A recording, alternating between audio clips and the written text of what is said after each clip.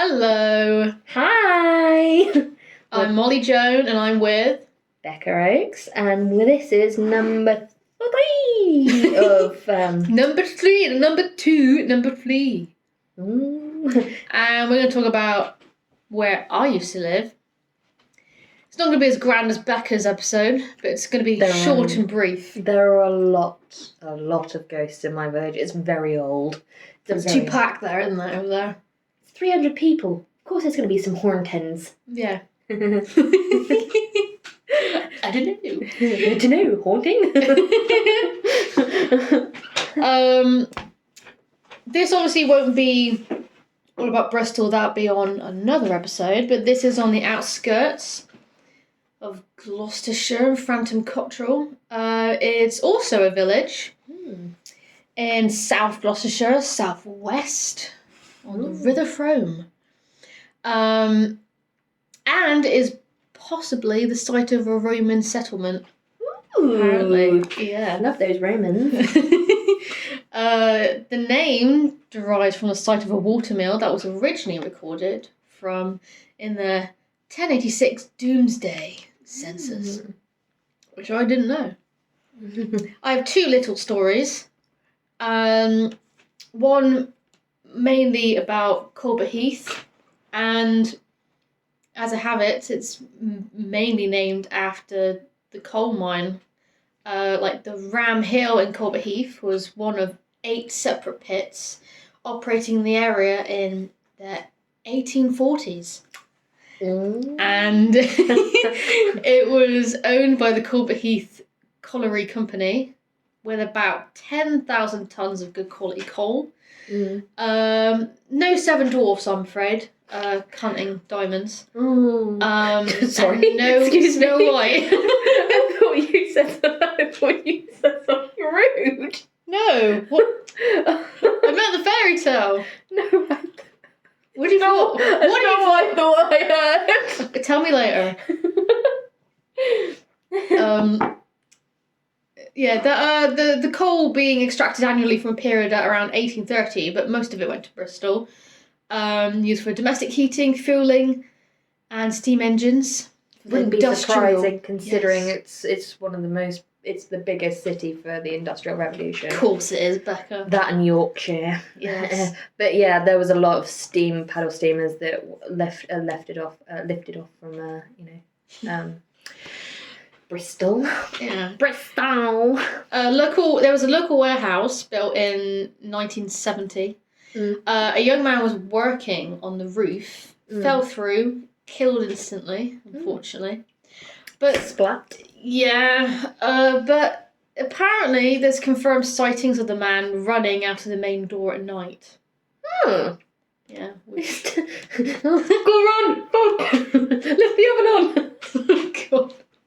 There's a bomb! do you think, I mean, I'd totally do that if I was a ghost. Like, just do pranks on everybody. Yeah, I'd literally, if I was doing that, say running out the door every night, I would totally, play some shit with that. I'd be like, yeah, I've got to leave. It's like, yeah, this is work, I've got to leave, I feel sick.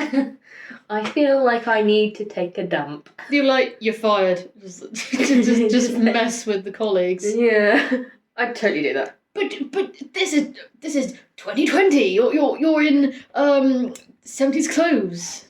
Hey, I have fashion. I have fashion, sir.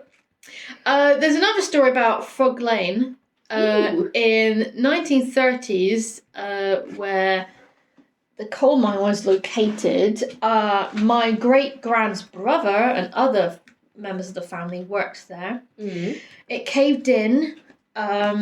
Several men were killed and most of the bodies were never recovered. Oh my. The legend has been told since up to the 1960s the miners have heard tapping and voices in the mine. Oh my. And on YouTube, there's this one guy that explores a lot of deserted areas, and as people who have seen it, where the mine that he visited, where the chain moves on its own, and he heard whispering. That's a good video. That's cool. My uncle worked in a coal pit. in Yorkshire. It's such a dangerous job, though, isn't it? Yeah, I mean, the health hazards behind that, as well as, like, the amount of health issues that you get from working in a pit. It's unbelievable. Yeah. Like, like, my God, I would not want to. I mean, everyone says about Maggie Thatcher closing down the mines and everything. Oh, yeah. But I suppose in the long run, yes, it did good, but, you know, she didn't exactly offer anything, you know, in its place. So, you know, fuck her. Just watch The Crown and you'll know what happened. Yeah. The legend has been told up in 1960. I've already said that. After the mine was closed in the area, which is called a slag heap, everything was removed except for the mounds of coal waste was left in the area for years. Children who used to hang up there, you know, with their gangs and groups, used to play up there, and they thought they would hear people calling in where the mines used to be, as if they were still trapped there. And locals believe they are voices of the miners. More than likely. Yeah. I mean, as we've discovered, I do definitely believe that there are ghosts out there. I just think it's another form of science that hasn't been explored yet. Like, if you were in such a situation, I mean, that's, to me, being trapped somewhere and not being able to get out, that would terrify me. Like, that's like being on a shipwreck. That is my ultimate fear. That's why I don't want to go on a cruise, because I keep thinking it'll be like Poseidon and it'll tip over. I mean, I'm terrified of, like, shipwrecks anyway, because, you know, Titanic. Yes. It's the most famous shipwreck of all, other than the Bismarck. But, you know, like, I can't imagine what it'd be like to be trapped underground. It'd probably feel very similar to panic. It'd be very similar to being trapped in a ship that's sinking, I'd say. Yeah, it would. Like, I couldn't do that. Like, I would panic.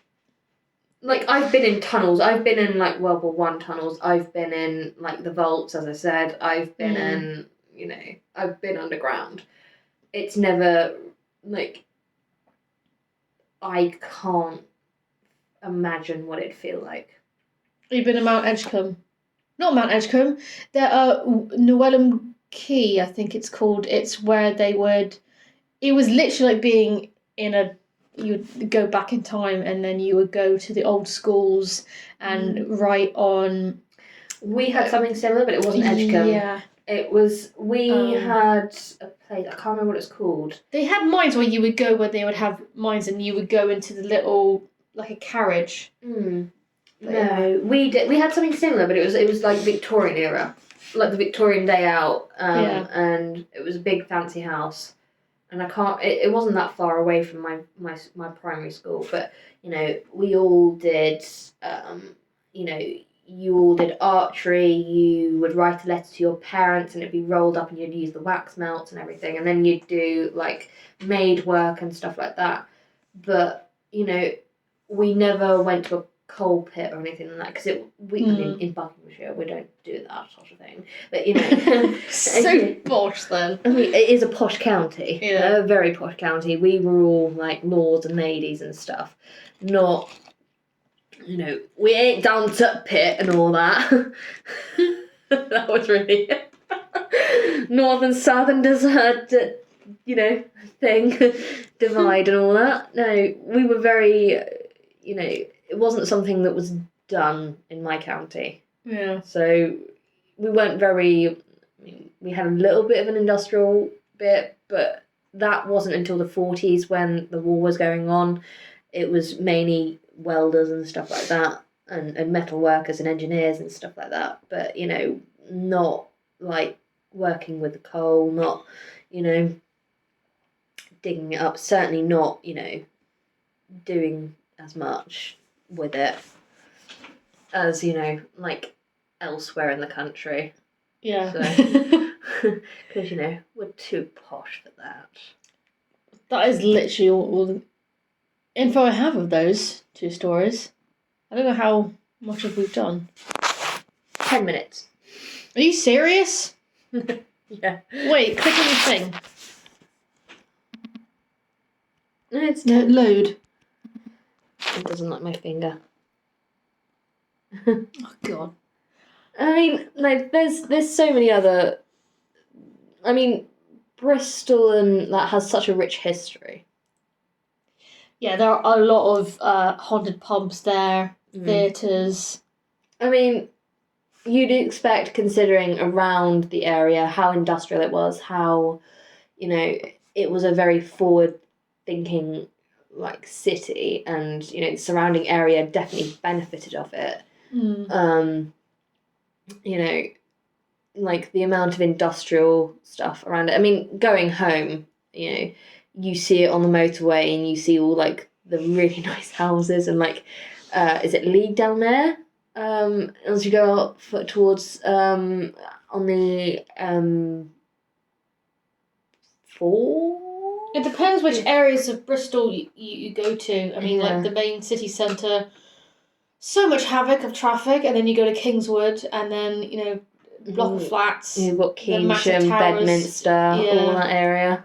Yeah. I mean, I must admit I'm fortunate in the sense that I grew up in a like well removed area from the closest city we've got is Milton Keynes, which is literally little boxes on a fucking hillside on a fucking roundabout. It is literally one city. It's one brick built house that looks like a box on top of a roundabout. This is next to another box. This is next to another box, which is next to a roundabout. Is this Monopoly? It's literally Monopoly. Like Milton Keynes is a Monopoly board. It's literally that. But like the next towns you've got is Winslow, which is a nice market town, or you've got Aylesbury, which it's Aylesbury. But but you go through Bristol. Yes, it's an absolute nightmare because they haven't changed the road system. No. They've put the old markings on new roads. It's like, what are you doing? Sort this out. I do not want to go to Bedminster. I want to go to Weston-super-Mare. It's stressful for side seat drivers, let alone actual drivers. I'm sure. Yeah. But then you've got, like, the surrounding area, which, everyone thinks of farmers and that, but I just think of pirates. Because, Yeah, pretty much, yeah. Edward Teach was from Bristol and everything, so... Or was it Thatch? There was also a very famous actor that was from Bristol, and people thought he was American. Oh, who was it? That's going to annoy me now. And people thought he was American, and... Oh, man... I'm just going to Google this right now. Actors From Bristol? from Bristol. You know you're going to get all sorts, aren't you? You get Bristol. I have no idea who these people are.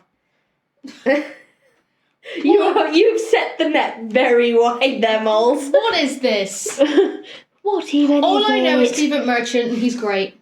Oh, here he is. Here's the picture of him. Now I didn't get the name. What does he look like? Oh, this title was Bristol actors, musician, and porn stars. What the hell is going on? We have moved from hauntings to porn stars. Well, Russell Howard, who is incredible. Yeah. Where is he? Yeah, I know Russell Howard. Lee Evans is incredible. Yeah. It's not freaky anymore now, is it? No, we've gone from J.K. Rowling, John Cleese, Cary Grant. That's what I'm on about. Cary Grant is actually from Bristol, and people thought. Really? Yeah, no shit. I'm being serious. Cary Grant is Bristolian, people. Oh, that is amazing. Yeah, he is. It was like John Cleese was born in here, I think. He was born in Yes, he was. Yeah, I don't know why it was on there. As is what's his face from Sherlock? The guy who plays Lestrade. Ah, I can see his face. I just can't think of his name. He was from Weston-super-Mare as well. Or he definitely did a documentary about Weston-super-Mare. No way. Yeah, he did. No, I meant what I'm reading. Jacob Anderson from Game of Thrones. Oh, Grey Worm. He's from Bristol. Other than that, if this article's lying to me. But yeah, Cary Grant is Bristol, from Bristol, folks. Do you know, Get that in your bucket. we don't have anyone like that. Although we do have Terry Pratchett, who was from High Wycombe, and we've got James Corden. Let's not go into that. Yeah, fat That'd be Sorry. another episode of Celebrities We Hate. As well as haunted stuff. We've gone from hauntings to celebrities. Yeah, pretty much like our normal conversations. Florence Nightingale.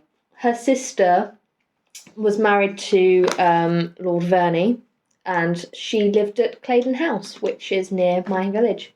Oh. She also helped Lord Verney set up the Royal Bucks Hospital, which is in the centre of Aylesbury. I've heard Nightingale wasn't a very good nurse. I've heard recently. I've heard that. I don't know. I mean, she was definitely a pioneer of cleanliness, which, fucking logic. No die. Well, yeah. But back then they didn't think, we've left this guy in the same bandages for weeks. Now he's got gangrene. Wonder why? They didn't think to put those two together. A bath a year is well more than enough. Yeah, they did used to think that. That's weird. But, I would go insane. No. Because, sorry, I got a crisp in my mouth. You know how clean I like to be. Squeaky clean. Yeah. No, I think, looking at the pictures of Coalpit Heath, I will bring it back. Yeah, to we should. We've tangent on to celebrities. I think Coalpit Heath, it looks a very cute little village. It looks like one of those typical... In a stereotypical village, there was a haunting. Dun dun dun. This is that story. It's sort of that sort of thing. But I suppose every village in every village has a tale. Yeah. I mean, after centuries of living, you'd expect a lot of history. Yeah. I mean, they're just, the amount of villages around here that have so much history. That's the beauty of it. We're English. We have so much history. Yes. Not all of it bad. Well, actually, pretty much. Yeah, we were bastards back then. We were naughty people. Yeah. We were very naughty people. We've got, what else can we say? I think that wraps it up. This is so short, we're failing and we've just started. Third episode in and we are... Well, nearly 20 minutes, so we're not that bad. We're done. We're done and we're getting hungry, so... See you laters. Thank you for listening and... Thank you for bearing with our short little episode. We'll see you, hopefully, next time. Right, see you later. Ciao. My mama's calling.